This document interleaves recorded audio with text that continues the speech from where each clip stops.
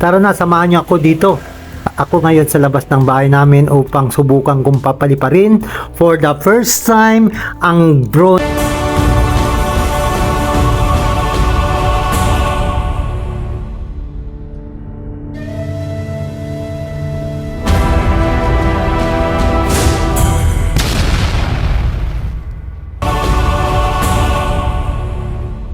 So magandang araw sa inyo mga ka-travelers. Mayroon kasi kami nabiling drone. Ito po, hindi ko lang alam kung ano ang model nito, pero kung alam po ninyo ang model nito, pakisulat lang po sa comment section kung ano po ang modelo itong drone na nabili ko. Ito po yung drone at ito po yung kanyang propeller. Ayan po, matibay po yung propeller na yan. Hindi ko lang po alam kung anong klaseng plastic ang ginamit o materials ang ginamit yan. At ito po, lalagyan na po natin siya ng battery.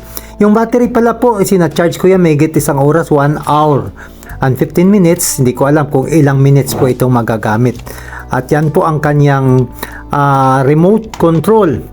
Ito po ang kanyang pinaka-antena po yan. At tandaan nyo po kung saan nakaharap yung drone, doon din po iharap yung kanyang remote control.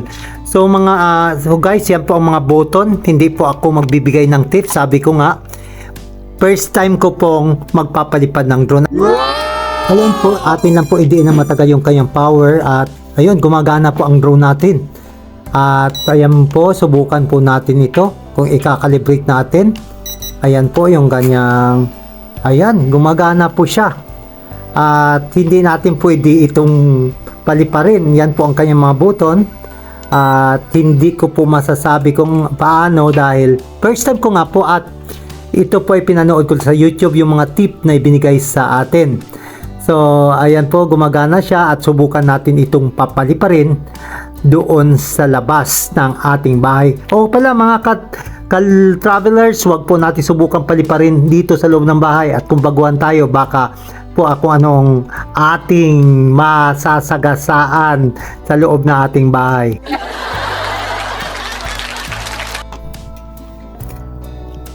At yan po, ito po ang kanyang battery para doon sa remote control. May tatlong battery siya na 2A battery. At yan po ang kanyang lagayan po ng cellphone. Kaya tara na, samahan niyo ako dito. Ako ngayon sa labas ng bahay namin upang subukan kong papaliparin for the first time ang drone na nabili ko sa online shopping. So samahan niyo ako mga ka-travelers, papaliparin natin ang aking drone.